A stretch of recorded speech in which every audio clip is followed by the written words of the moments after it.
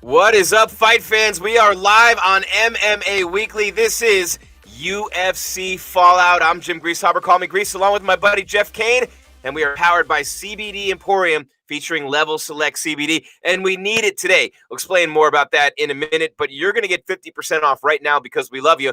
All you have to do is go to the webpage, stayinthefightmma.com. That's right, stayinthefightmma.com. Enter the code MMA50, and you're going to get 50% off Level Select or CBD Emporium products today. Level Select CBD, stay in the fight. And Jeff, I'm just going to get right to it. We already have the audience building right here in the chat. We love you. We appreciate you. We did a 4-hour show last night. I left here. My voice was pretty shot, and I was literally exhausted.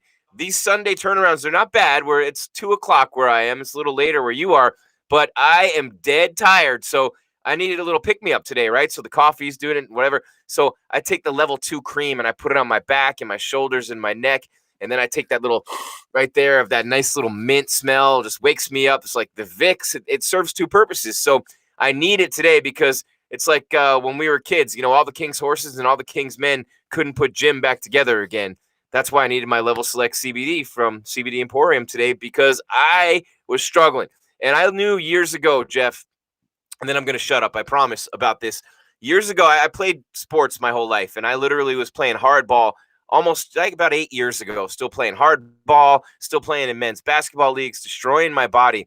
When I had to put Ben Gay on myself before I played, that's when I knew I was done. Like I had a pregame ritual where I had to get in the jacuzzi, then I had to go slather myself in this stuff just to get loose enough to play. Well, now I don't even bother with that, but I took the Level Select today and I just put it all over my back, all over my shoulders, and it literally brought me to life. Otherwise, I don't even know. I'm sitting here like Weekend at Bernie's. Yeah, man, it was a long broadcast last night, and that was an early event, Jim. I mean, just think till we get to these pay-per-views where we don't really get out of there until 2 o'clock, 2:30 in the morning, and then we're turning around and doing this the next day. That's whenever you're really gonna need that CBD oil, man. I envy you for being able to continue athletics. Mine ended whenever I was 31 with the hip replacement. Played sports my entire life up until that point. In fact, I was playing disc golf at a tournament whenever that hip collapsed. But man, that stuff would have been good then. Wait, your hip collapse playing disc, that's when you know it's time to retire. So that's the thing, when you wake up in the morning and you're in pain just from sleeping and you don't know why anything hurts because you didn't do anything but sleep. Yeah, old age sucks, man. I'm 49 now, and it definitely helps a lot. There are products, medicines advancing, everything's so much better. But I will tell you what, man, you learn to depend on your chemicals as you age. Certain times of day call for certain things, you know, like melatonin at night to help you sleep, or coffee for sure. I'm drinking 2 cups every day. I don't know how you survive without caffeine. I don't know how you survive without drinking coffee. It makes no sense to me. Well, man, it's not a choice. I was drinking like friggin', I won't even give the product name. We'll just call them sodas for everybody, or pops or whatever. Cokes, depends on where you're from. I was drinking like 12 of them a day, and I started having heart palpitations, man. And I went in there going, what the hell's wrong with these heart palpitations? And it was just caffeine, man. I was drinking way too much caffeine. So I eliminated the caffeine, felt like crap for about 2 weeks, and now your body adjusts to it, man. I can live without the caffeine, but I can't live without the CBD Emporium products. There you go. There you go. Level Select CBD. That's Jeff Cain. I'm Jim Grieshaber. You know what, man? That was a great fight card yesterday. If you're a fan of fighters standing in the pocket and throwing bombs at one another, you had a whole bunch. You had 7 finishes on that fight card last night. And we joked about it earlier in the week, man. And we even on the pre-show, 15 fights. That's too many fights. 15 fights. They're starting to have to do what the local promotion. For years, I ring announced and did play-by-play for local and regional promotions, right? And you'd have like 19 fights lined up, and you'd end up with 12. Well, the UFC ended up with 12 last night, and they had 15. They had a fight drop off the day of when Jakar Close's corner, one of his cornermen, tested positive for COVID on the day of the fight. And you're going, wow, this one dropped off on the day of the fight. But how about the other thing that happened with Chaz Skelly last night? Jamal Emmers has back spasms. Chaz Skelly makes the walk to the damn octagon and then finds out he doesn't have a fight, which is the first time that's ever happened. So we lost one the day of and won the minute of last night. Yeah, it was crazy. I can't remember. I don't think it's ever happened in the UFC where a fighter was actually a fight fell apart during the walkouts, right? I remember Cabbage Carrera in Rumble on the Rock. I believe it was Rumble on the Rock where he slipped walking out on water and It's a great broke name, his arm. Cabbage Carrera. I love Yeah, that name. yeah. Well, that guy could take a shot, and that fight got canceled literally on the walkout. But this is the first time I can ever remember it happening in the UFC, and the second time I can ever remember it happening in MMA. Yeah, what a crazy night that was, man. And of course, it all ended with two great performances by what you call them, Jeff? Live dogs, right? You lab Yana dogs, yes, and Kunitskaya they and were. Derrick Yeah. Lewis. If you parlayed that, you'd be buying a new damn house right now. But when you think about it, when you have, I mean, and look, and the co-main event was classic grappler versus, striker. And I think we have Chaz Skelly queued up here. We'll get to that in just a second. But the co-main event was grappler versus striker. And the grappler did exactly what she wanted to do in this fight, being Ketlen Vieira.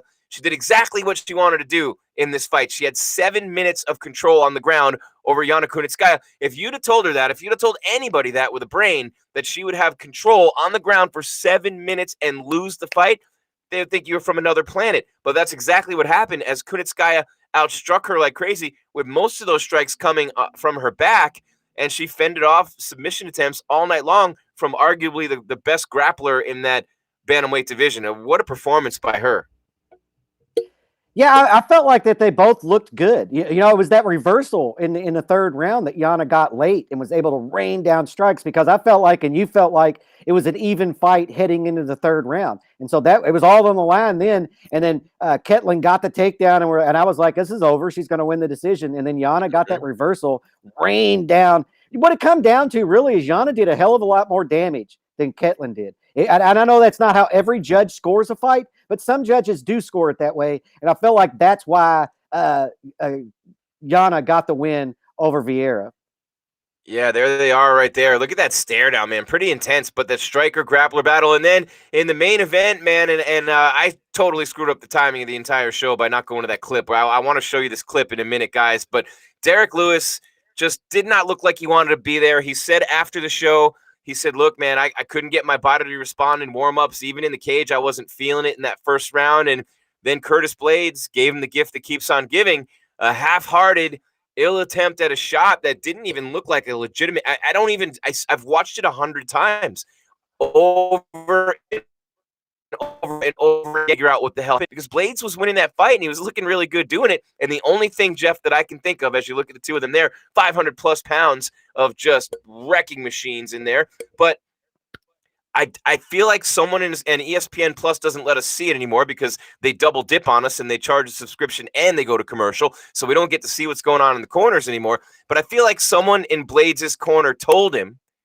to go for the shot. I feel like he really did well in the first round. That leg kick, taking the power off the lead leg of Derrick Lewis. He had some welts on it. He was marking that leg up nice. He was following up, had some good jabs landing, coming in with some elbows, even threw a flying knee at Derrick Lewis. And he looked really good in round one. And then the second round starts, and he kept going for takedowns. But you could see Derrick Lewis's adjustment. You could see what he worked on in his camp, because every time Blaydes went for that level change, Lewis just kind of buckled that right leg down, dropped the right shoulder, and stayed on the same level as him. But he fired back up with that uppercut. And right before the fight ended, maybe 20 seconds before, he threw the same punch and missed with it. He didn't miss with this one, and he connected right on the button. But I just don't understand why. And I know, look, you're a wrestler. Blaydes is a guy who takes people down throughout the fight. But when you're having that kind of success with what he was doing, why force it? And to me, he forced it. He wasn't smart enough to win that fight, in my opinion. I mean, he definitely forced the takedown. And Lewis talked about in the post-fight press conference that when Blaydes was standing with him in the first round, although Blaydes was having tons of success, what Lewis was thinking in his mind was, you're messing up. You're messing up. And I think that it was probably Blaydes' game plan to come out early, land leg kicks, slow Lewis down, take a little bit of his power away, and then wrestling the rest of the fight. And then in the second round, and I don't know if it was because Blaydes was having so much success that he was just like, look, I'm going to get an easy takedown here. And so he was going to do that. But like you said, he didn't set it up. and Lewis fired off that uppercut and landed perfectly. But I do want to say that is it's an improbable punch that landed. Blaydes probably felt safe. I mean, I would say 90 out of 100 times he gets that takedown. 10 times he gets hit with a shot. 2 times out of that 10 he goes to sleep. Yeah. So, and that's what happened to him. That's what happened to him. But I agree, he did not set up that takedown. He got kind of lackadaisical with it, and he paid the price, man. Lewis had worked on that in training. That's basically was his takedown defense, was an uppercut, which is crazy, right? And it worked. It worked great. And just a couple of minutes before that, Blaydes had him up against the cage and tried to take him down. Couldn't take him down up against the cage, which is, you and I talked about this before the show. Guys like Jones and DC and Stipe, they take you down from the clinch. You very rarely see them shoot in the middle of the cage like that. DC was all over Rumble, a couple of exceptions to that. But when you think about the way that Blaydes tried to quote unquote set up that takedown, it was almost like he forced it. And it looked half-hearted to me. He just kind of lowered his head, and then he ends up asleep with Derrick Lewis dropping bombs on him. So it was crazy when you think about that fight and you think about what Blaydes had going. If you rewatch the fight and watch that first round, man, that leg kick was devastating. That's the newest weapon in all the rage in the UFC right now. Keep kicking the lead leg of the power puncher. Kick and kick and kick and kick and kick and take your angles and stay at distance. Mix in some jabs. Throw some bombs in there with it. Blaydes had a lot of success in round one and won round one doing just that. A couple of those kicks even took Derrick Lewis off his feet a little bit. And I just don't understand why he went away from that and started trying to force takedowns. To me, one of the biggest things in becoming a champion, Jeff, and it's easy for me to say, I'm sitting here having never fought a fight in my life. And I've, of course, fought fights. I mean in the cage, right? I've never been a pro fighter. I've never even been an amateur fighter.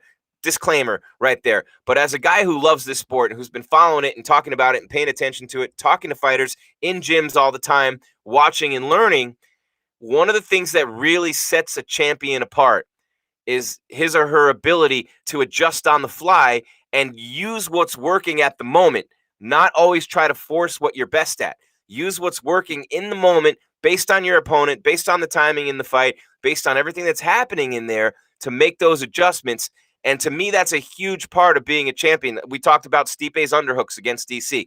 Very simple adjustment when you watch it. Not so simple, but brilliant, right? Every time DC would shoot for a takedown, Stipe hit the underhooks in there, walked him back up slowly to the cage, used that leverage, and won in those exchanges, scoring points. Simple adjustment, right? But a lot of other guys might not have done that. A lot of other fighters might not have done that. That's why Stipe is so great. That's why you see guys like Henry Cejudo, the adjustments that he made in fight against Marlon Moraes. He said, hey, I'm on one foot with one shoulder. I got to take this guy in the clinch and throw some knees at him. That wasn't part of the game plan. He adapted and adjusted on the fly, and he went with what was working in the moment. I feel like Blaydes got lost in that moment, and that can be a big difference between making a championship run and now tumbling down. Now you have Curtis Blaydes, one fight left on his UFC deal, coming off a devastating loss. Not going to get a huge fight next, and who knows, with Dana doesn't even really like him that much. There might not be a big money payday in his future at all now because he did not adapt to what was working and stick with it in that fight. Yeah, I mean, he forced a takedown. But look, if he gets that takedown, we're all talking different today, right? I mean, but I agree, he didn't set that takedown up. And I'm not even sure after watching it if he was really committed to the takedown or if he wasn't just giving Lewis a different look. I'm going to make him stay honest. And then he got clipped and caught with that uppercut, because it doesn't look like he got in deep on it. It doesn't really look like he was 100% committed to the takedown. Or even explosive. It wasn't a typical Blaydes takedown. That's a great point. You're right. Yeah, I think that maybe he was trying to give Lewis a different look and just keep him honest, right? If Lewis is looking for a takedown, then the striking just opens up even more than it was in the first round. And then he paid the price for it. I agree that he didn't set that up, that he didn't need to do that. He didn't need to do that. Why fix what's not broken? You're winning this fight. Lewis is not checking those leg kicks. Dude, if you had continued to do in round two what you did in round one, Lewis is limping back to the corner at the end of round two. I do believe Blaydes made a mistake. And, man, it's a big fight, man. And sometimes the worst thing you can do in there is think, right? You train and you train and you train so you can react. And it looked like maybe he was thinking about that and then got knocked out, man. Lewis wasn't thinking. He was just reacting. And, man, it landed perfect on the button, lights out. Yeah, absolutely. And we appreciate you guys in the chat. Let's hit some of the comments here talking about Derrick Lewis and Curtis Razor Blaydes, the Dark Cloud NC says, I predicted Lewis by round 2 TKO, but I never thought it would have been as brutal of a KO as it was. Crazy KO. And then he puts Blaydes is overrated. He wasn't able to take down JDS, so it didn't surprise me that Derrick was stopping his takedowns also. I mean, you're taking down a 265-pound guy. He's starting to get sweaty. You know, you're slipping a little bit. But also with that leg kick, Jeff, and then making Lewis work in those exchanges, Blaydes had that one where he threw the knee at him, came in with the elbow right after it. He looked athletic. He looked quick in there. He looked way more athletic and just way more busy and energetic than Lewis, who admittedly said he wasn't even all the way there. Had Blaydes kept that pace going and kept those leg kicks coming, easy for me to say here, but keep kicking that leg, keep, wearing him down. Those takedowns get easier as you move on in the fight. And then Evan says, Lewis made Blaydes cry in his sleep. Scary. Absolutely. Lewis ate those shots. Roberto Lopez says that's true. Lewis did eat a bunch of shots from Blaydes in that first round and didn't really seem like they had much of an effect. Dark Cloud says even Ngannou wasn't able to stop Blaydes like that. Lewis has crazy power, without a doubt. Ask Volkov, and we saw him do that to him. He got impatient when Lewis was patient. There you go, Tim. Right there. He got impatient and Lewis was patient. That speaks to your point, Jeff. That's right on the money. I think he did get impatient, and sometimes a coach will say to you, get the takedowns, get the takedowns, get the takedowns, and it gets in your head, and you get away from what you were doing, and you try to force it. The worst thing you can ever do as a professional athlete of any kind, the worst thing you can ever do is try to force anything. You always hear the athletes in other sports say, hey, let the game come to you, Tom Brady, LeBron James, let the game come to you, let the fight come to you. That's exactly what Derrick Lewis did. I agree. I agree with what the commenter said. Lewis is always laid back. I've said that. I said that to you. I think might have been today or yesterday. That if you fight Lewis will stand there and do nothing as long as you stand there and do nothing. He doesn't press the pace on you. He kind of the Ngannou fight. Yep. Yeah. He just lets the fight. I mean, Blaydes could have stood over there and done nothing, and been fine, really. But Lewis always stays composed, even when he's losing a fight. That's probably his best attribute. I mean, because we've seen him, take shots, be losing 2 and even 3 rounds, and then boom, Lewis wins. So his composure is one of his best attributes. And look, sometimes a game plan is the worst thing, because it gets you to think. Game plans are great, and some fighters don't make game plans. They just prefer to go in there and react and stay with what's working in the fight and in the moment. And other fighters like to have set game plans, plan A, plan B, plan C. And so I feel like Blaydes probably had the game plan of taking Lewis down. Of course he did, right? And then instead of letting the fight play out and let those opportunities, and let those opportunities come up, he tried to force an opportunity. And paid the price for it big time, man. But it's just a testament of how dangerous Lewis is. He's got the great equalizer that it doesn't matter what's going on in a fight before, doesn't matter what had leading up, it doesn't matter how bad he looks. He's one shot away. Yeah, and you're looking at right now footage from UFC 226. That was Stipe DC 1, which I was there for. I was not cage side. I think I was way up in the rafters where the new media seats are at T-Mobile Arena, but they're not new anymore. It's been, 5 years since they started doing the shows there. But Ngannou and Lewis, that's the weigh-in footage. They kind of got into it. That was one of the most disappointing fights I've ever seen in my entire – I was so pumped for that fight, way more pumped than almost any fight I've ever – I was a lot more pumped for this fight, Jeff, than I was for Stipe DC. Let's put it that way. And it ended up being just a snooze fest between Lewis and Ngannou, and the one really embarrassing performance of Francis's career. And I just to your point, Lewis will stand there and do nothing if you stand there and do nothing, and that's what those two guys did. Yeah, and that's a fight with the two biggest power punchers in the promotion, and so neither one of them wanted to commit. It's kind of a crazy thing, I mean, Superman could stop a bullet, but how many times did he have to be told, dude, you could stop a bullet before he jumped out there in front of it? And I felt like that's the way with that Ngannou and Lewis fight, is neither one of them wanted to pull the trigger because they didn't want to get slept. And it turned out being a terrible, terrible, terrible fight. The worst fight in Ngannou's career, and then probably the biggest win of Lewis's career, but it was a terrible fight. What an awesome week that was, though. I'll never forget that week. That was the first time I covered the World MMA Awards and did all the interviews on the red carpet. And that fight week was absolutely bananas and crazy. And that whole entire card, top to bottom, on the early prelims, you want to talk about a matchup. And you never know when the time's coming, because I think back to being in Houston in 2013 for Cain JDS 3 and seeing Tony Ferguson win the first fight of his win streak. You never know on the undercard, right? So the preliminary card on UFC Fight Pass, the second fight of the night at lightweight, Jeff, was Dan Hooker and Gilbert Burns. Think about that, and that's the fight, or right after that, it was the fight that started the ball rolling for Burns going up to 170 and eventually getting the title shot. But Hooker and Burns was on the UFC Fight Pass prelims. My buddy Jakar Close was on there, called a bunch of his fights coming up. Got pulled off the fight card yesterday when one of his cornermen tested positive. He beat Lando Venata. Asuncao beat Rob Font, and that might be the last time Rob Font lost. And you see how good Rob Font has been lately.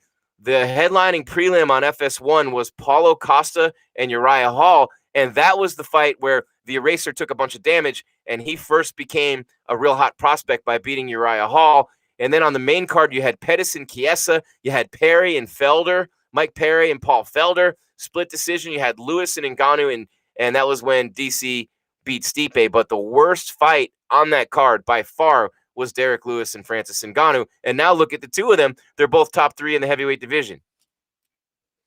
Yeah, exactly. It's weird that, everybody starts somewhere. It's weird how many people from that preliminary card have gone on to be at the top of their division. Look, not every fight's good. It's like Lewis said last night. He didn't feel in it. He didn't feel like, when he woke up yesterday, he didn't feel like it was his day. Everybody has that, right? You just got to fight through it. I used to know whenever I played baseball, literally, when I woke up in the morning, I knew if I was going to have a good game. I knew. Yep. 10 minutes of being awake, I knew. And honestly, days when I woke up when I thought I was going to have a bad day, I would take a nap at around noon, trying to hope to wake up and feel it a little better, about things.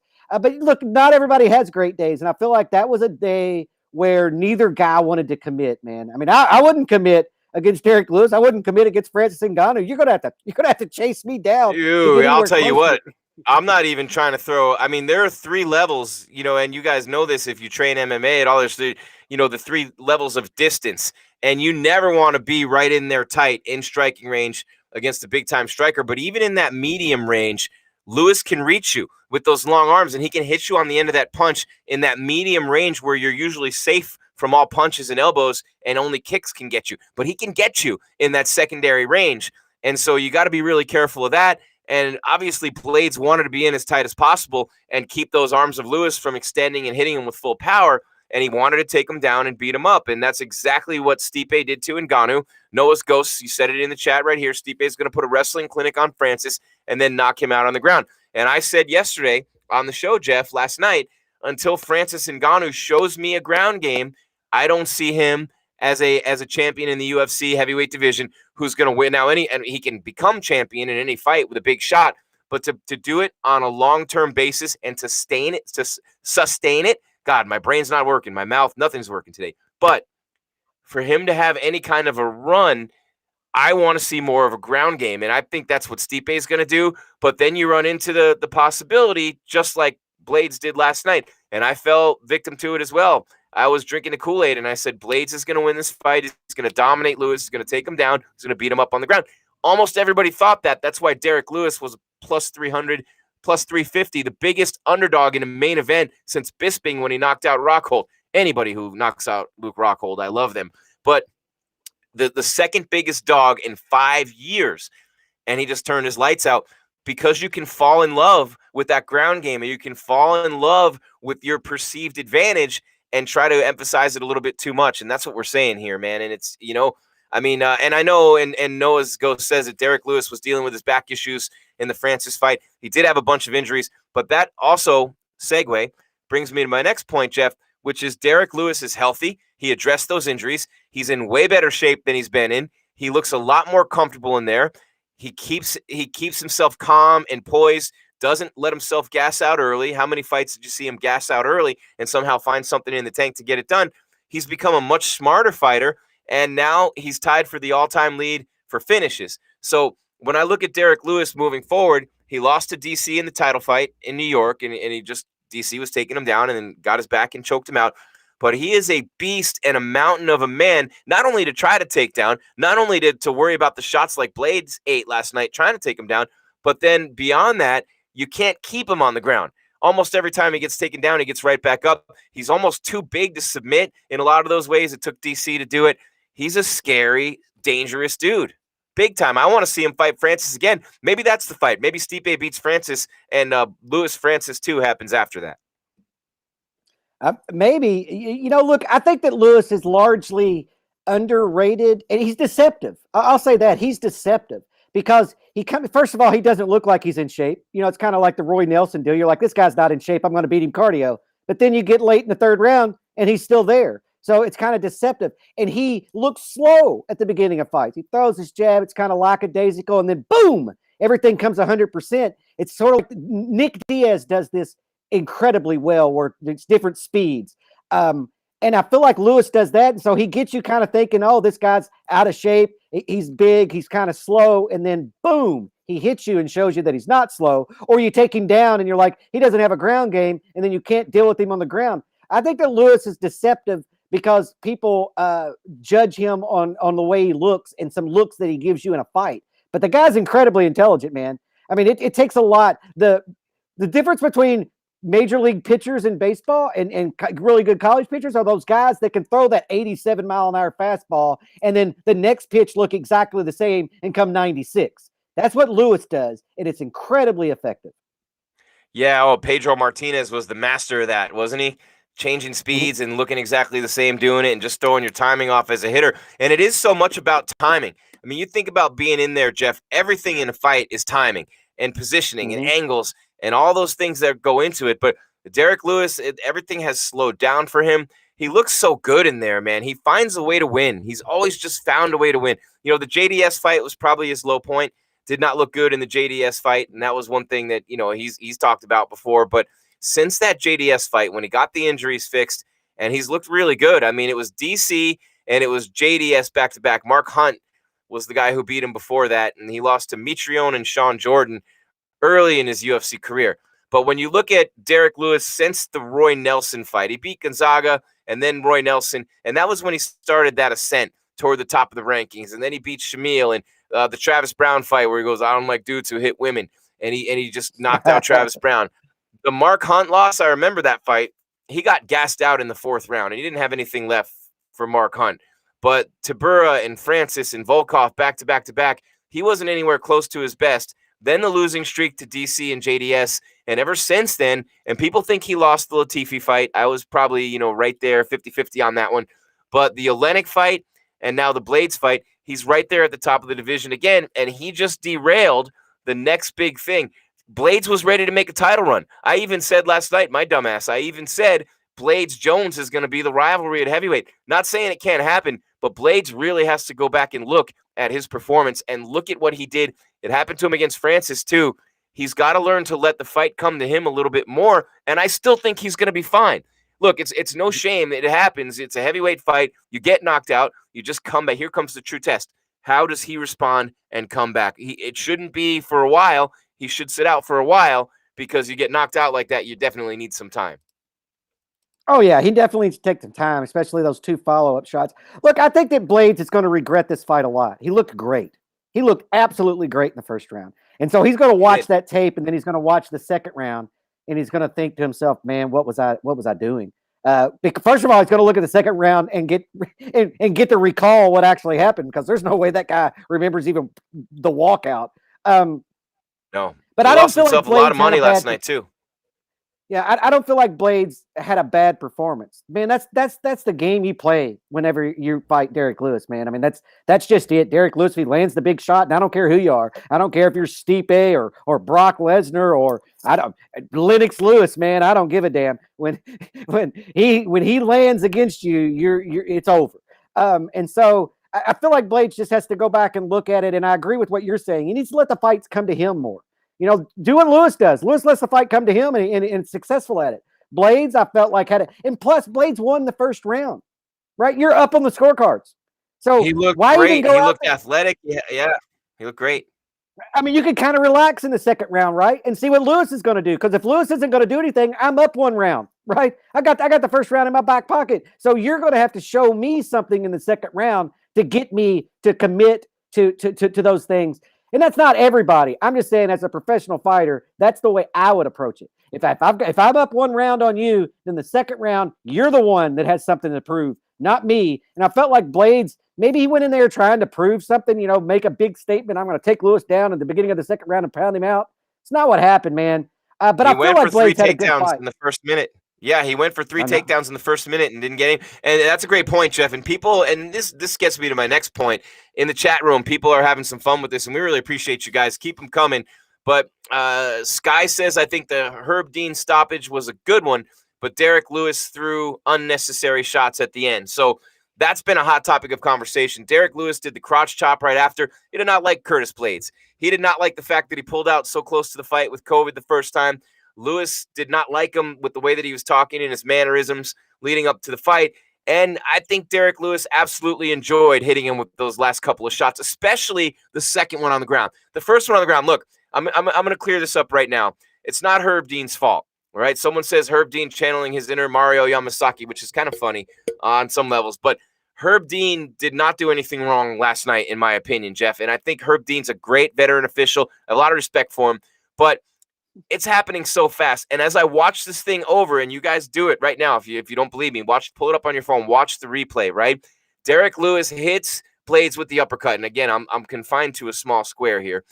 But Derrick Lewis changes his level, drops the shoulder, comes up with the uppercut, and Blaydes just kind of hung in midair, like time stopped for a split second. And all of a sudden, everything stood still, and he just kind of went, and then he fell. So by the time he fell, Derrick Lewis had already had time to reset his feet, and he almost fell with him, getting right on top of him. And the first one was just bam, right there. The second one was probably one too many. But Herb Dean had no shot to get in there and stop that. No, Herb Dean didn't do anything wrong. And if people think that he got there late on that, just think about if that were the bigger octagon, right? That was the small octagon, and Herb Dean got there then. I mean, that's a bigger octagon that he might land 3 shots. Look, Lewis addresses this in the post-fight press conference. Some people, and I brought him up last night, Mark Hunt, of course, he has so much experience. He knows when he knocked you out. It's a one-punch knockout. He walks off. It's dramatic on TV. I love when Mark Hunt does the Barry Bonds home run shot. Yeah. Yeah. Lewis says that he can't turn it off like that. That his brain is wired to continue until the referee stops it. And there's nothing wrong with that. Look, aesthetically, did we like to see that second shot land or the third shot? No. But as a fighter, that's his job. I mean, you've got to get yourself in the mentality of you're going to war with a guy who's trained not only the last 6 weeks, but his entire life to maim you in this main event tonight. And so you've got to get yourself in a different mindset. And it's hard to come back to nice Derrick Lewis whenever you got somebody in here trying to take your head off and actually beat you up a little bit in the first round. And so you land that shot, you make damn sure he's not going to get back up. And so you leap in there. I don't think anybody did anything wrong. I think as fans, because we're not in the octagon, we kind of look at that and we're like, wow, well, what an asshole. How can he do that? Man, some people can turn it off and some people can't. I can't, Jim. When I get pissed off, you're gonna be intervening 30 minutes later, right? Saying, dude, just calm down. I'm not a person that can turn it off. Once the switch gets turned, it doesn't get turned off easily. And some people aren't that way. Derrick Lewis is like me. You can't turn it off. Well, let's listen to what he had to say about it post-fight. Our MMA Weekly cameras were right there at the apex for Derrick Lewis. Here he is. I can't do that. I got to wait until the referee pulls you off him because you never know what happens. Anything can happen. He could turn into Stone Undertaker and sit straight up and eat all those shots. So you never know. You got to keep going to the referee say, hey, chill out. Yeah. And then I got to ask you about 2 things you said afterwards. First, you pointed to Curtis. You said that's Herb Dean's fault. So is that like, are you saying that he got you mad with the eye poke thing, or what happened? No, because his coaches was talking about that was bullshit. And I was saying, that's not my fault. That's Herb Dean's fault. You know, I'm going to keep fighting until the referee pull you off. That's with anyone. And it's the same thing going to happen to me, you know. So I'm just keep fighting until the referee say stop. So. There you go. And the corner was saying stuff to him, and that is in every Jeff. And I've been in there, not at the UFC level, but I've been in those commission meetings. I've been in the rules meetings with fighters, and I've heard on every level at every event I've ever been to, fight until the ref says stop. And we've seen fighters necessarily, not necessarily do that and lose fights. We've seen it in boxing. Look at what happened with Mayweather. Who was it that Mayweather punched? When everyone said he sucker punched him, but it was perfectly legal. It was within, I can't remember which fight it was. That was when Larry Merchant said, if I was 30 years younger, I'd kick. No, you wouldn't, Larry. But no, you wouldn't. You wouldn't. No. You would get your ass beat if you were younger. Yeah. But I mean, you have to defend yourself, and you have. Now Blaydes was out; he couldn't defend himself. But for Derrick Lewis, you have to fight until the ref pulls you off. You literally have to. What's the choice there, and what's the argument here? Maybe the third shot was a little excessive. Is he supposed to do? Look, Dan Henderson did it to Bisping. Is he supposed to do what Gaethje did against Cowboy Cerrone? Maybe. But if Gaethje had done that against Tony Ferguson, he might have gotten hit. Who knows when a fighter's out? Lewis just said it in a funny way. He could have turned into the Undertaker and popped up. But you just don't know. You're hitting a 259-pound guy who eats shots for a living, so you don't know for sure. And it happens so that people forget this because we're watching it and we have the benefit of instant replay, seeing it over and over again. This is happening real time, full speed, two giants trying to kill each other in a 25-foot cage. Good luck with that. Yeah, and look, I'll be honest. If I'm in Blaydes' corner, I'm saying the same stuff to Lewis. Look, this is a high emotion sport. This is hand-to-hand combat. And yes, I agree with what Blaydes' corner, especially in the moment, right? You just see your fighter that you trained and you have this relationship with, and that you guys every day are in the trenches, and then you get knocked out and a guy land two punches after you're laying on your back flat. I understand why the corner gets pissed, but they're in the fight game too. They know that Derrick Lewis is telling the truth. He didn't turn it off quick enough. He landed the two big shots. He's trained. He trains to fight until the referee steps in there to stop it. It wasn't Herb Dean's fault. He tried to get there. He gets to Lewis. Look, Lewis would have landed a third, had Herb Dean not get there. He shoves him off of him and then tends to the fighter. I don't think anybody did anything wrong from Blaydes' corner. I think that they have a legit complaint. I think Lewis has a legit excuse. I think Herb Dean was trying to do his job. That's just the fight game, man. We could all sit back here in a perfect world, right? Everybody would be Gaethje. In a perfect world, everybody would be Mark Hunt, and this is the way it's going to be. But in the world which we live in, you're Dan Henderson flying through the air, Superman style, crashing down on Bisping. That's it. And look, I got to be honest, that man, was brutal. In a fight.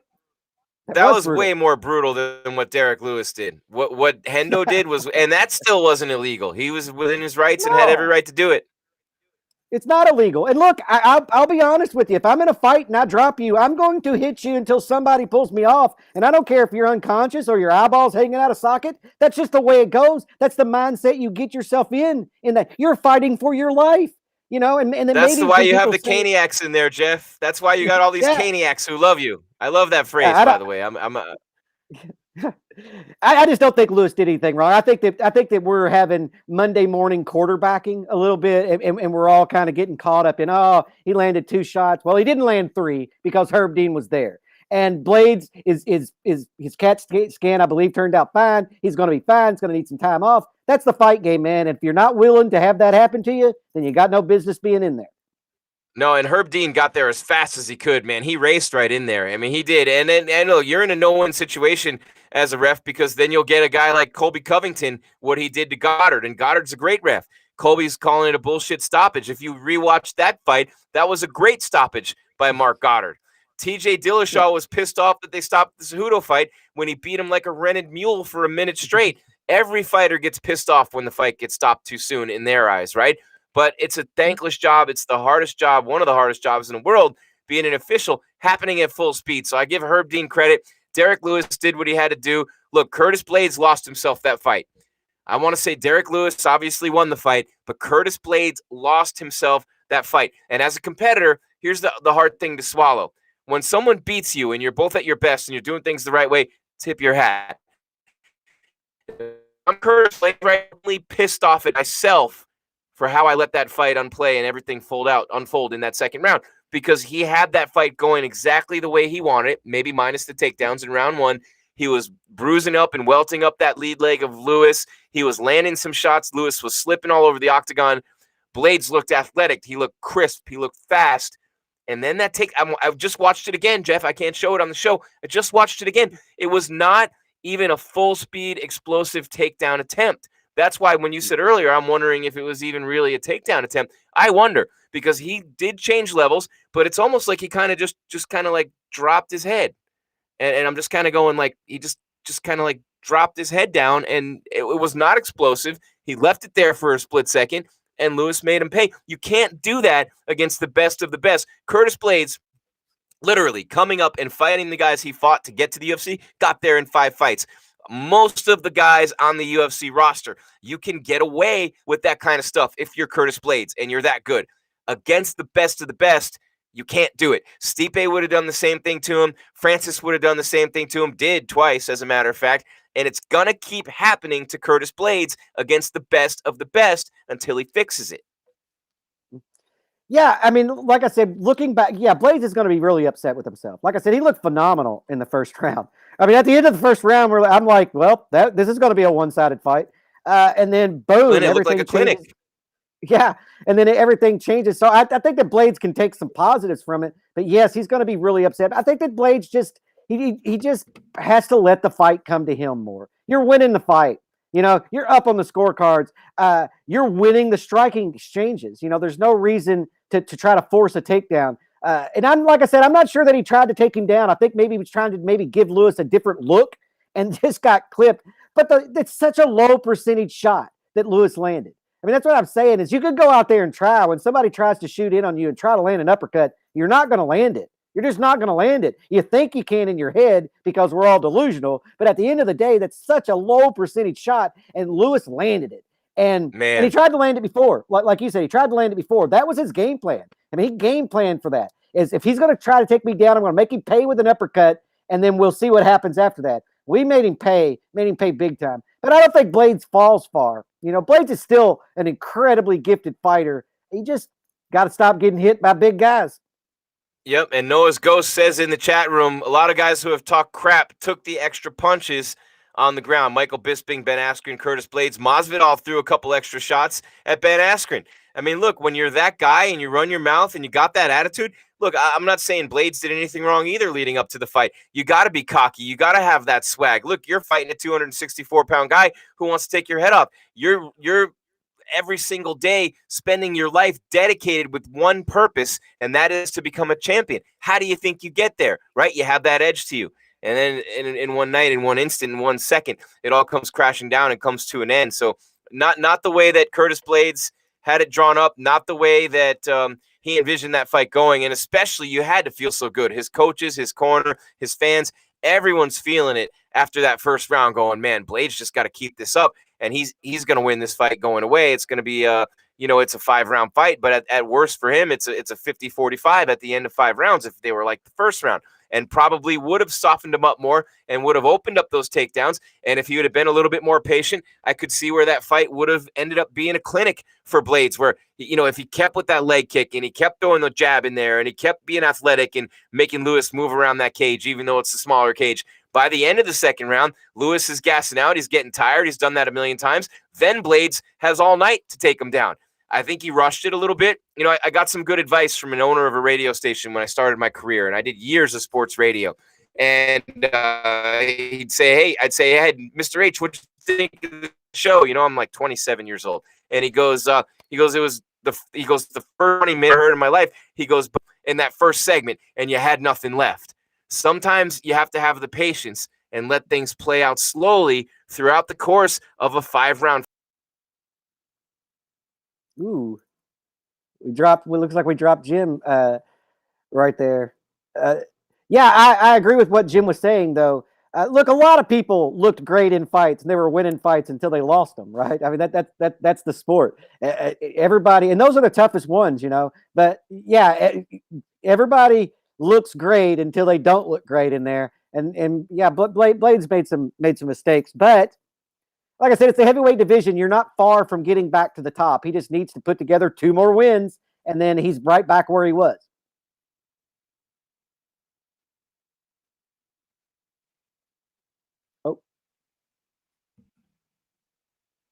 I think we're having some technical issues on Jim's end, but that's part of it.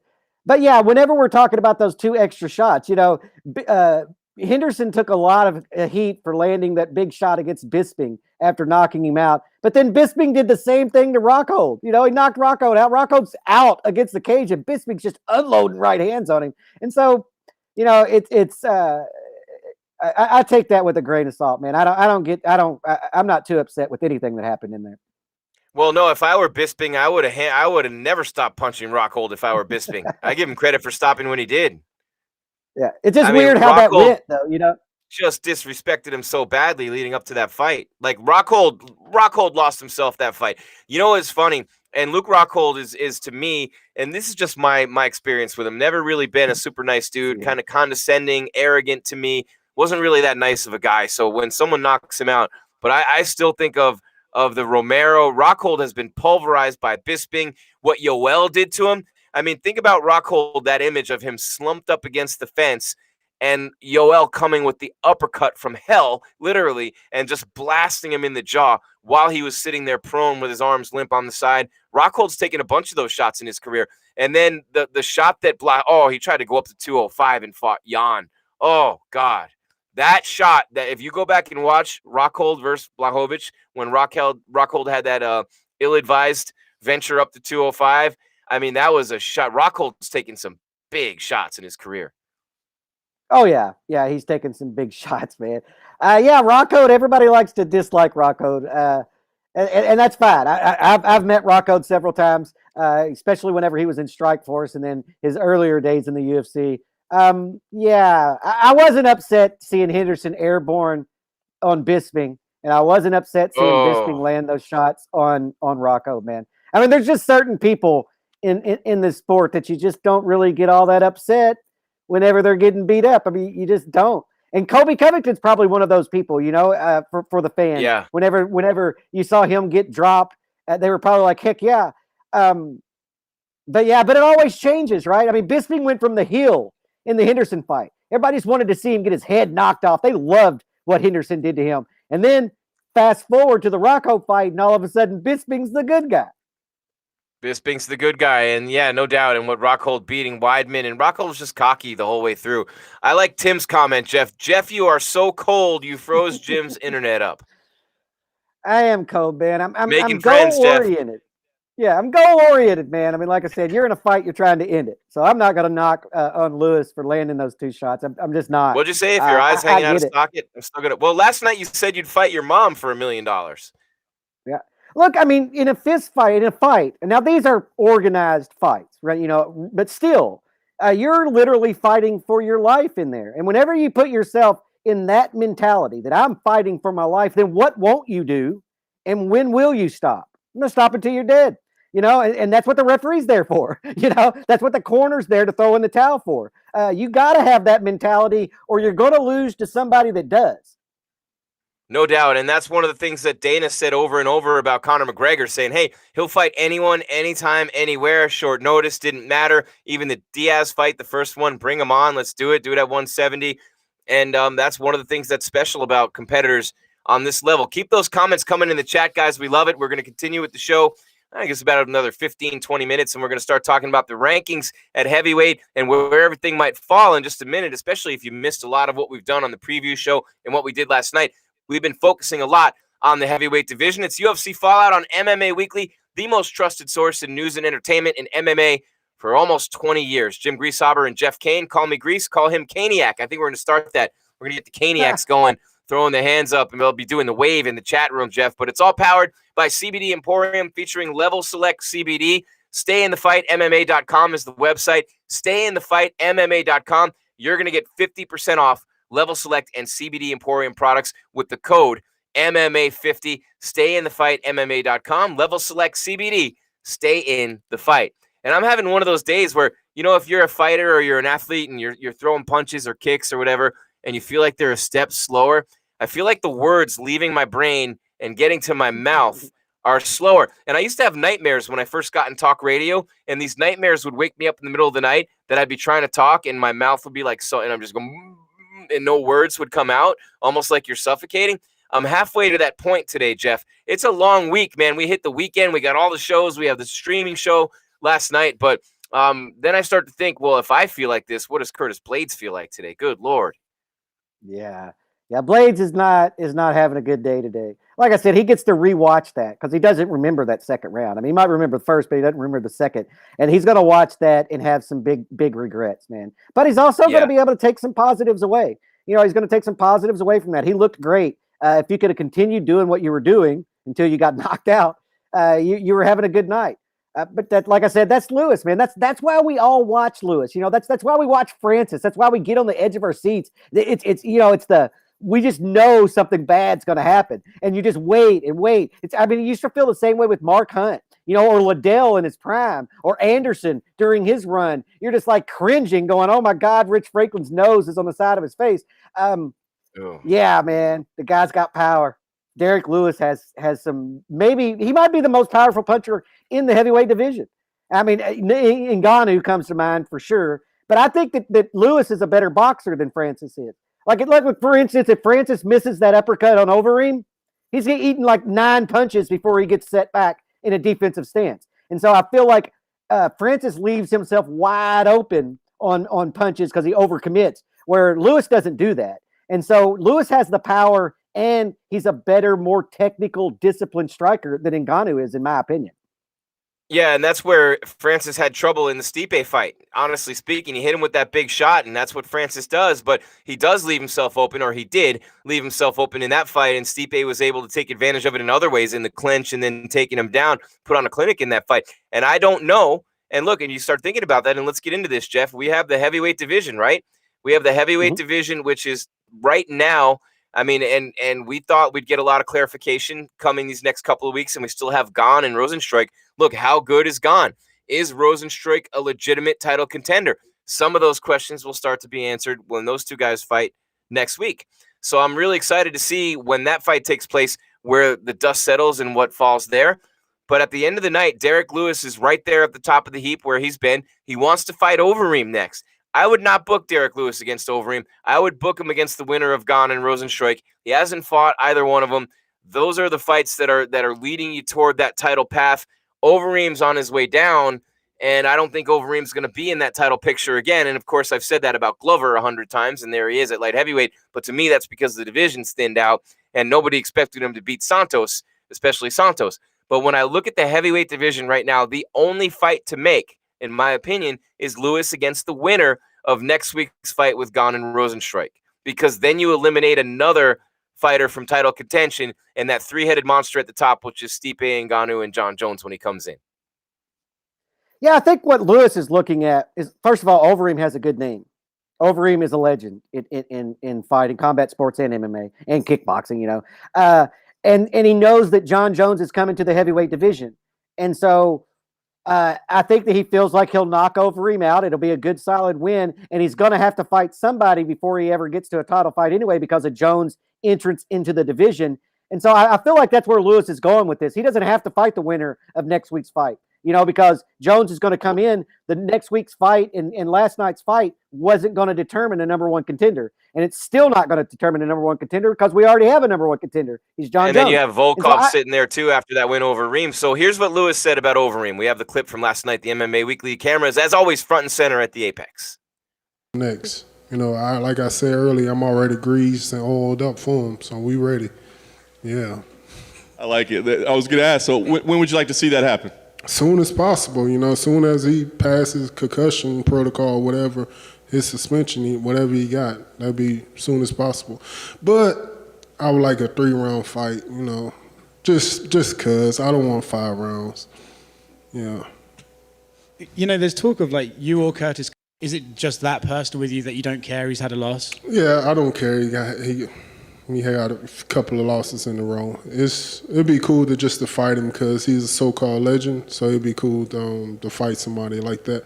And also, he's been talking trash. You know, he's saying that his teammate Curtis would cut handle his lightweight and stuff like that. And we've been trying to fight him for years, and he turned down the fight 4 times already. Isn't that right, Hondo? It was definitely. Yes. So. Do you think he'll take it now? He might take it. He been hit in the head a couple of times, so he might forget all about what happened tonight. So he can probably take it.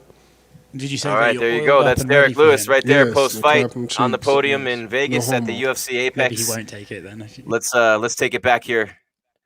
There we go. I think Overeem takes that fight. Interrupt the That's Oscar his. fest there. Yeah, I think that Overeem accepts that fight because that's his path back to the top. All of a sudden, one fight, you just got beat by in your last fight, your last couple of fights, but then you come in there and you take out Derrick Lewis, who's probably going to be ranked number 2 on Monday. Then you're all of a sudden right back. Overeem's right back. So I think Overeem takes that fight. And for Lewis, you're getting an older Overeem in the twilight of his career. Well, he's going to Huge kill name on your Overeem. resume. He would kill Overeem. Probably, and that's why he wants that Overeem fight. taking those shots from Volkov and Francis crushed him. And I mean, Overeem's at that point, man. He's got enough money. He's got everything squared away.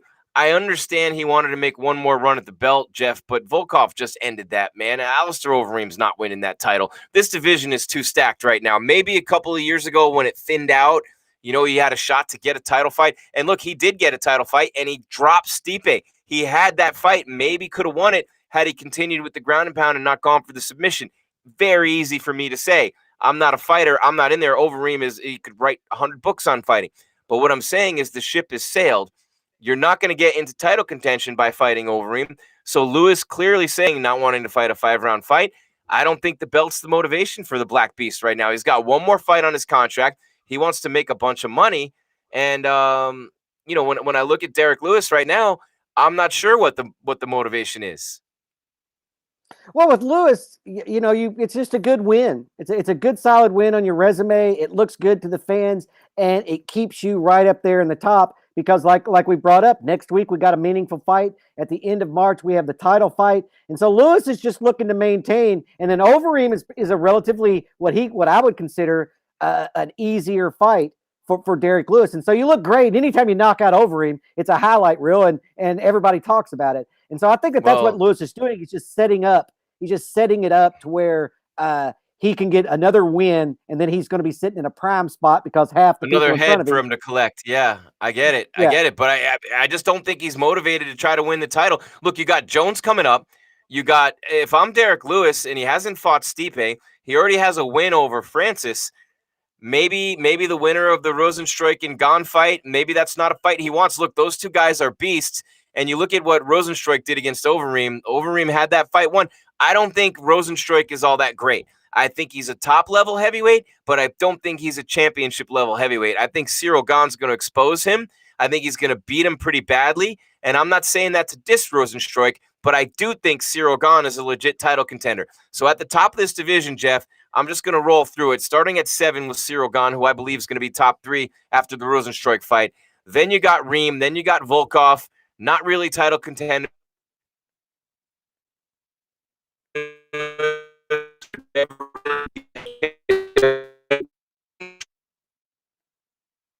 Goes back to the drawing, figure some things out. Goes on. I don't think he's legitimately. I really think this at the point where Jones is coming in, DC's gone. Stipe's the guy. He's been the guy forever. I believe he beats Francis again. I don't think any of these other heavyweights are on Stipe's level. I think Jones is on Stipe's level when he comes in. And then I think there's a huge drop-off with the one potential X factor and wild card in there being Cyril Gane. Because and you have to say that you don't really know for sure about him until he faces that highest level of competition. Look, just like Charles Oliveira, Gaethje's dead on balls about him. Who has he beaten? I mean, Tony Ferguson, who's fading. Win some more fights against the very top level guys, and then you get that shot. Cyril Gane's got to do that, and he's got a long way to go. So maybe I understand Derrick Lewis saying, hey, I don't want to be this guy, the guy who this guy vaults over to get into that title picture. Make him fight somebody else. Make Rosenstruik fight somebody else. I want to get that knockout over Reem. But I don't understand the mentality of not wanting the best guy in front of you and the quickest path to the title, but it's not my choice to make. Well, the quickest path to a title is sometimes really murky water, right? I mean, we know that John Jones is going to get the winner. And so who gets it after that? Who gets the title shot after that? Lewis is trying to align himself to where he's going to be there. to where he's going to be sitting second in the rankings, and the number one contender who he has a win over just is going to have lost to the champion. That's my prediction. And so Lewis is sitting in a pretty good spot there. He's not going to fight somebody lower than him. And so that's his fastest path. And the UFC has to be careful about running these people over. And if I was Charles Oliveira, I would just tell Justin Gaethje that, you know what, it's nice, Justin, that you have a nice style that the organization likes, and you got main events when maybe you hadn't beaten people to deserve them, and I'm not getting those because my style is not quite as aesthetically pleasing as yours. And if you want to fight me, step in there. That would be my response if I was Oliveira to Gaethje. Yeah, should be, because Oliveira's got a lot of wins in a row. He's doing great, and that's not a knock on him. He just doesn't have the name, but he needs more big wins. And he's one of those guys, Jeff, and you bring up a great point. No one wants that fight. No one wants to fight certain guys. They don't want to be his next stepping stone. If you've worked and you're at that point where you are there and maybe a fight or two away from a title shot, what do you want to go and fight a Charles Oliveira for? What do you want to go and fight a Cyril Gane for? You don't want to be that guy. And maybe Derrick Lewis doesn't want to be that guy. Maybe he's smarter than all of us, and there's a definite possibility there with Derrick Lewis because, look, Overeem's a guy where he can set that knockout record, and then he can be the guy with the most knockouts in UFC history. He tied Vitor last night. He already holds the record in the heavyweight division. And when you think about Derrick Lewis, what are you going to think about when his career is over? Maybe he becomes a champ, but you're going to think about all those knockouts. You're going to think about that devastating power, and you're going to think about the things that he's done to put himself in this position. But fighting Overeem, who's on his way down, coming off losses, below you in the rankings, I think he just wants to add another head to his trophy case because there's no way. I mean, look, you got Stipe and Ngannou coming up, right, for the title. Jones is already, it's clear that Jones is going to get the winner. You still have Francis there, but Lewis has a win over Francis. He has a win over Volkov. I mean, the only guys left are Rosenstruik and Gane or Overeem, I guess, for Lewis.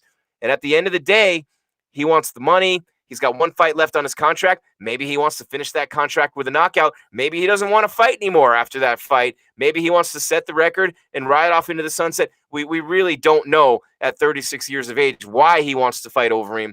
But I just found that odd out of all the people for him to call out after that fight, Overeem. It makes no sense. And then meanwhile for Blaydes, he's back to the drawing board. Maybe he gets the loser of next week's fight. Maybe he gets, I don't know.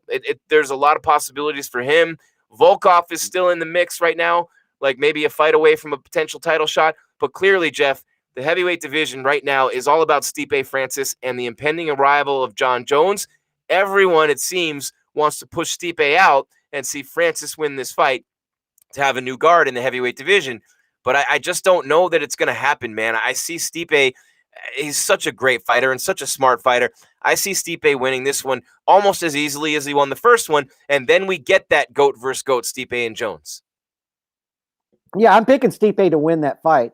But Ngannou's just like Lewis. He has that great equalizer, which is his power. But Stipe's a smart fighter, and he recovers from she's in such a good shape that he recovers from big shots. I think with Lewis, man, at 36 years old, I'm there. Right, I'm ranked number 2 in the world. I will be on Monday. And the number 1 guy is fighting the champion. I'm not doing anything. If I am going to do something, I'll knock out Overeem if you want me to. And then I'll sign a new contract, as the number 1 contender with knockouts over Overeem heading into our contract negotiations. This is perfect business for Derrick Lewis, especially at 36 years old. Look, Blaydes is 29 years old. He's got a long career ahead of him. Derrick Lewis does not. And so I think that he's like, look, I'm not going to fight anybody but the champion, or I'll throw a caveat to the matchmakers. I'll fight Overeem. And so the matchmakers are going to put together that fight, and then Lewis is going to get to stay right there at number 2 and then have the argument that once Jones goes in there and either wins or loses, that Lewis is there next. I'm 37 years old now, getting my title shot, and then he'll walk off into the sunset. But right now, Lewis is in too good of a spot. Too good of a spot. And he's got the win over Francis. And a thought just hit my head. And you were saying it as you're talking, Jeff. It just clicked in my head. What if Francis wins this fight? They can't work out the contract with Jones, which is a distinct possibility. Maybe Izzy wins the 205 and Jones says, the hell with this. I'm going back down there to fight him now instead of going up to heavyweight. Who knows what happens? But if Francis beats Stipe and Lewis has a win already over Francis, the first person Francis is going to call out is Derrick Lewis because he wants to avenge that loss. Maybe that's the process right here. But, Noah's Ghost says, hey, Lewis should get Jones or the winner of Stipe versus Francis. Not going to happen. Jones gets the winner. of Stipe versus Francis. And then he says Blaydes versus Volk 2.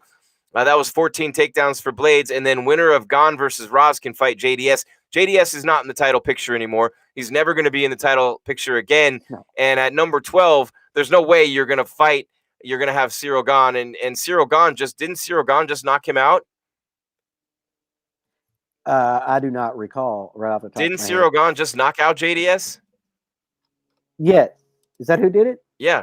Look, JDS is in the position of Overeem right now. Their relevance is gone, but they still do have a good name. So you can have guys that are ranked outside of the top 10 make a name for themselves by beating an Overeem or a JDS, or you can have people like Lewis, who says, hey, I need a filler fight here to buy some time until I can get to that title fight. I'll fight an Overeem. JDS is not in that top of the picture, but the top of the division didn't shake up. Just to switch it up a little bit, Curtis Blaydes has a win over the number 5 ranked fighter. He's dropping to number 4. He's switching spots with Lewis. He's not dropped far out of this, so he really is only going to be like 2 wins away from being right there.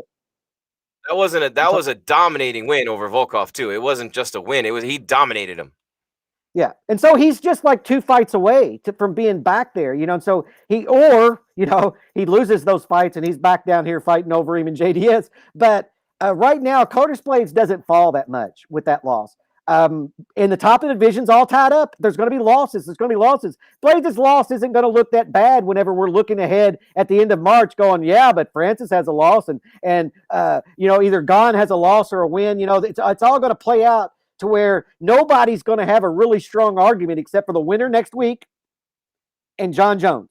And then Lewis, a little bit of an argument, but nobody's stepping over John Jones. You're not stepping over John Nobody Jones. said it.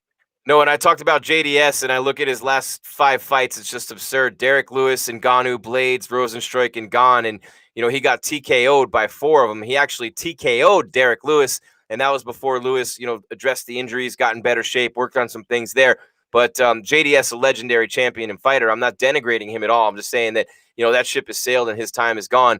I find Sky's comment to be interesting, though, in the chat when he says Jones has virtually 0 KO power. I don't think he will do too well at HW. His size advantage diminishes at heavyweight. He's going to be about the same size as Stipe. So if he's fighting a Derrick Lewis, if he's fighting even a Blaydes, I think Blaydes would give Jones a lot of trouble with his size and his wrestling. But Jones is not going to be the biggest heavyweight. He will be fast. He will be athletic. And he's got that fight IQ, which is why Jones-Stipe is the one. Now, look, I'm not going to cry if Jones fights Francis. I think that's a great matchup, and we'd love it as fans. But the all-time great champions, Jones and Stipe, not only are they skilled, not only are they athletic, not only are they great at many different things, Jeff, they're just both so damn smart. That fight, I mean, just paying attention to it from a standpoint of just geeking out and watching everything they do like a chess match, to me, that would be unbelievable. Yeah, I mean, that's the fight you want. That's the fight you want. It's the GOAT. A GOAT against the GOAT. That's a once in a lifetime kind of a matchup. You don't get GOATs versus GOATs. We didn't get GSP and Anderson Silva. We didn't get. I don't even know who else to even say. Because there just aren't very many GOATs in there. We didn't get Khabib versus Usman or whatever, or Khabib versus GSP. We actually have an opportunity to have the greatest light heavyweight champion. No argument to be made against it. Against the greatest heavyweight champion. No argument to be made against it. Fighting in their prime. The UFC has the only one, Jeff, you're right. It's Silva St. Pierre's the only one you could even compare it to, and we didn't get that. And we got Mayweather-Pacquiao way too late if you want to throw the boxing one in there. But that's it. I mean, there aren't many of these. That's it. It was literally Silva and GSP. To me, that's the only one you could even compare it to, and we never got that one. No, we didn't. And now, don't get me wrong. We could have had Anderson Silva and John Jones. That would have been amazing too. But we didn't get any of these. These are so rare that they come up, and the UFC owes it to themselves as a fight promotion to put that fight together. And man, the fans deserve it, right? We hear all this GOAT talk, and at the end of the day, we got 2 GOATs that we can put in there and settle that argument. We can settle who's the damn GOAT. Is Stipe the GOAT or is John Jones the GOAT? He's the heavyweight GOAT. He's the light heavyweight GOAT. But who's the GOAT? Well, we can do it. We can do it. Who's now. the real BMF? Yeah, let's do it. Yeah, exactly. I saw that Masvidal said something about somebody having a fake belt. I'm like, dude, you got a fake title. You got a fake title. Be careful throwing around fake, Masvidal. But that's just There's me. Anderson. Sorry, that was off the rails there. I just deviated over, took a detour to Masvidal. Man, he beat Chael so bad in that second fight. The first one, I thought Anderson was done. Chael Sonnen fought the perfect fight in the perfect place at the perfect time on the perfect night, and Anderson Silva still found a way. That was one of the most incredible comeback wins I've ever seen. Did you see that This is right UFC there? Fallout on MMA Weekly. Gries and Cain, powered by CBD Emporium, featuring Level Select CBD. Guys, do yourselves a favor right now. Whether you're in pain, whether you're having trouble with anxiety, stress, who isn't right now in this world we live in, right? Trouble sleeping at night. These are the products that will help you live the life that you want to live day in and day out on your terms. They help you with all those things and then some. CBD Emporium featuring Level Select CBD has a great deal for you just because you're MMA Weekly fans. 50% off your order of CBD Emporium or Level Select CBD. 50% off right now by entering the code MMA50 at stayinthefightmma.com. That's stayinthefightmma.com. MMA50, the code to get 50% off CBD Emporium, Level Select CBD. Level Select CBD. Stay in the fight. And I'm staying in the fight the best I can today, Jeff. Long weekend for us, but really exciting, man. Talking about this heavyweight division, we haven't talked about the heavyweight division like this in a long time. We said it on the preview show the other day. The heavyweight division went through a downward phase where it was in a lull for a while. And you had that era where Cain and JDS, and then you had that next level down with the Travis Browns and the Hunts and Overeem coming in after Brock was gone. And, he ended Brock Lesnar, Overeem did. But from that transition, when Cain beat Brock, you had all those great heavyweights, even some of the outliers like the Gabriel Gonzagas, of the world, or the Sean Jordans. You always had some really entertaining heavyweight fights. Then you had that lull, even Brendan Schaub, guys like that. Then you had that lull for a couple of years, and DC and Stipe kind of tied up the division a little bit. But now you've got all that new blood in there. You've got the rise of Francis. You've got the Rosenstrikes and the Gons. Derrick Lewis has gotten to this level, and then Curtis Blaydes coming up. We've talked about this. This is the best the heavyweight division has been in a long time. For us to be able to sit here for 3 straight days of shows and talk on the heavyweight division the way we have, that's something we hadn't been able to do for a couple of years. The way that this year is set up for the UFC, we can speculate all we want. Who's fighting who? What are the matchups? No matter what, we're going to see some damn good fights at the top of this division for a long time now. Yeah, UFC matchmakers haven't had these options in the heavyweight division, right? Who's the number one contender has always been obvious, right? We didn't have to talk too much about it. We knew who it was. Now there's so many good fighters in the top of that division that we can argue about it. We can debate it. Who deserves it? Who should be in there? Who should fight each other next? It's like we're talking about the lightweight division. We've always been able to talk about the lightweight division that way because it's been so stacked and crazy at the top. The heavyweight division hasn't been this way in a long time, and it's refreshing. It's good for the UFC matchmakers. Options are great, and now we have options, man. And we have tons of options all the way down to 7th, all the way down to 7th or 8th in the division. And even below that, you have really serviceable names. Like, whenever we talk about Overeem and JDS being past their prime, those are still legends in the sport. They're still serviceable names. They're still sellable. And so the whole top 10 in the UFC heavyweight division now are interesting fights and fights that are going to interest the fans. It hasn't been that way in quite a long time. No, and Olenek on his way out too, which leads me to the question about Dawkins and about Aspinall. Both those guys look great last night. Where do they fit in this picture? And what do we expect to see for the rest of the year as those guys try to make their way up the rankings? Because Dawkins and Aspinall both looked great last night in their wins over Olenek and Arlovsky. Granted, a couple of guys in their 40s, but those guys are on the rise. Speaking of Chris Dawkins, the cop from Philadelphia, and Tom Aspinall. And Aspinall is a teammate of Darren Till's, so those guys are getting after it in practice. Yeah, I think Dawkins is going to be the biggest jump.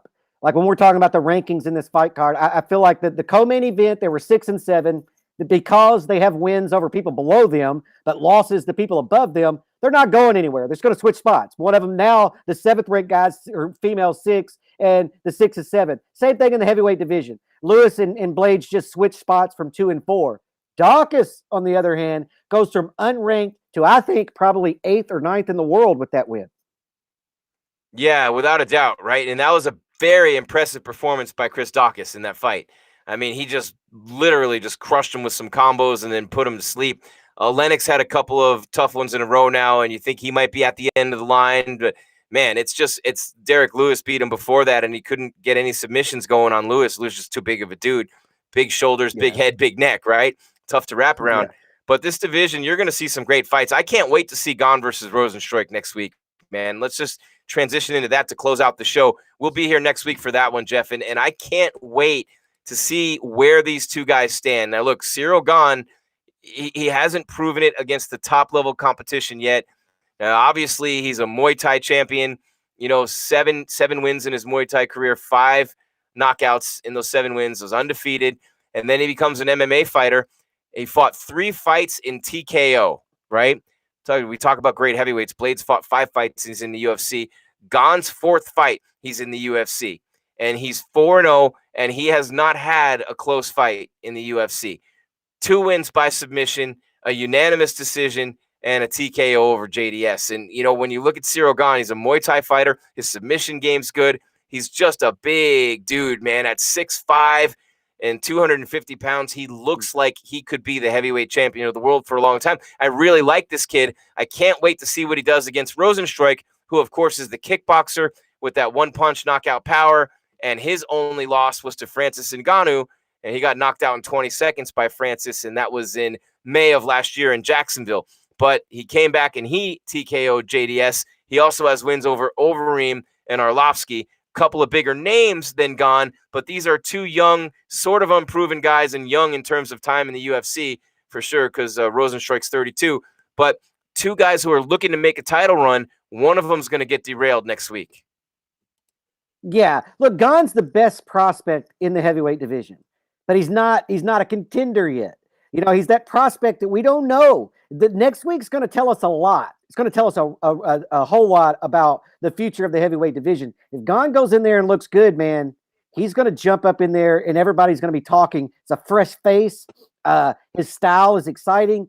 And then all of a sudden things are going to change. Rozenstruik wins that. I feel like people are going to say Gane got rushed a little bit. You know, that maybe they should have taken his time with him a little bit more. But I don't know, man. I feel like Gane's going to win that fight.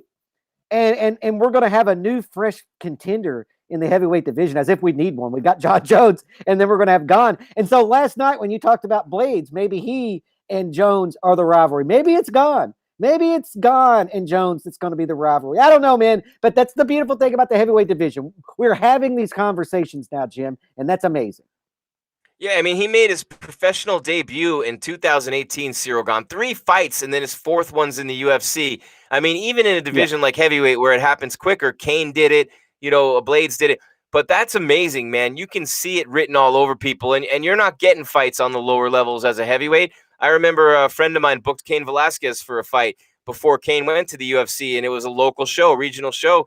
And the opponent walked in and saw Cain kicking pads before the fight, and he said, "The hell with this! I'm not fighting that guy." And that'll happen to a guy like Ciryl Gane. Just won't get fights outside of the UFC. So he climbs the ladder really quickly, and you know he's one of those guys who could be a champion by the end of the year if a couple of things go his way. But you still have the 2 GOATs. I mean, when your division is at the top of the division, the top 2 guys are both GOATs. That's what we should be focusing on. It's Stipe and Jones, and Ngannou's got a chance to be the. So definitely could beat Stipe. I could see that happening. I think, obviously, the longer the fight goes, Stipe's got the better chance of winning, and I do believe Stipe will win that fight. But Jones and Stipe at the top, and then all the way down, you've got the top prospect in Ciryl Gane, and if Rozenstruik is able to derail that, he's right back in the title picture. Volkov wants a shot. There's a lot of guys out there, and Volkov looked great in his last fight. And let's not forget that Blaydes dominated Volkov, and Blaydes was actually really doing well against Derrick Lewis before what happened last night. So we're going to see a lot of shuffling around at the top of this division. But I think next week, man, when you see that fight and you see Ciryl Gane, you're going to realize there's a new badass in town, and he's coming for that strap. And eventually he's going to get that shot sooner rather than later. Yeah, well, he's going to get, he's got to get past next week, and then he's going to get a big-time opponent, right? Then he's going to get a Lewis or a Blaydes or who knows, man? Maybe even Stipe. Depends on if Stipe wins or loses. I mean, you know, so after next week, if Gane wins, things get real and get real fast. I mean, he's taking on the top fighters in the world. And I don't want to jump ahead on him like it's a foregone conclusion that he's going to do this. This is a really tough division right now. I mean, he's stepping into the UFC. We talked about it. He's stepping into the UFC heavyweight division when it's probably the most stacked it's been in a decade.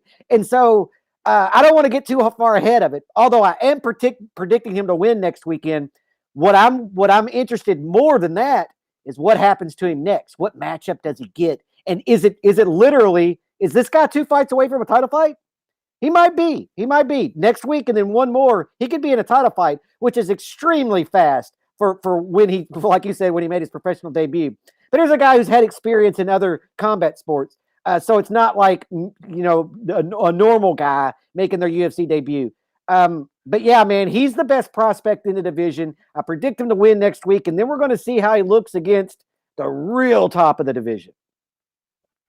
Yeah, and I can't wait for the fights and the shows next week. We have the preview show, which will come out, we think, on Friday morning, maybe Thursday night. We're trying to get it done earlier every week, but we also have to cut it as close as we can to the fight time and the weigh-in time to keep that happening. But, Jeff, man, that's going to be an exciting. If you love high-level striking, the Muay Thai and the kickboxing of Cyril Gane and the world-class kickboxing of Jairzinho Rozenstruik, next week, UFC Fight Night in Vegas. We have the preview show that'll drop on Friday. We have the live stream and the post-fight press conference on Saturday. UFC Fallout, of course, every Sunday at 3 Eastern and 12 Pacific, and a whole lot of other content in between. This is MMA Weekly, the most trusted source in news and entertainment in mixed martial arts for almost 20 years. Gries and Cain, UFC Fallout. Jeff, you got any parting shot before we wrap it up? They're playing us off the stage again. Nah, man, just Derrick Lewis has ridiculous amounts of power, and then we said we're going to see a little bit of the shakeups. I'm interested in where Daukaus lands and what he gets lined up with next. Because we just talked about Gane. Daukaus is a guy who just took out the number 10 ranked heavyweight in the world and did so in impressive fashion. He's going to get somebody ranked in the top 10 next. So while we all focus on Gane, let's not sleep on Daukaus a little bit here as well in the heavyweight division. There you go. That's Jeff Cain. I'm Jim Grieshaber. Call me Gries. It's MMA Weekly's UFC Fallout, powered by CBD Emporium, featuring Level Select CBD. 50% off right now at StayInTheFightMMA.com. StayInTheFightMMA.com. Enter the code MMA50 for the best CBD products on the planet. No THC, highest concentration levels. Get rid of those aches and pains. Get rid of that stress. Sleep better at night. CBD, everybody's doing it. You see all the fighters. It is a miracle substance, and I am so happy to be on board the CBD train with CBD Emporium, featuring Level Select CBD. Level Select CBD. Stay in the fight. Thank you for being with us in the chat room. We love you guys. Thanks for all the views. We love what we're doing, and we're doing it all for you, the great fans of the sport of mixed martial arts. For everyone at MMA Weekly and my partner Jeff Cain, I'm Jim Grieshaber saying, hey, we'll see you soon with some more high-quality programming right here on MMA Weekly. Keep your game tight, your mind right. Enjoy the rest of your Sunday. See ya. Stay in the fight.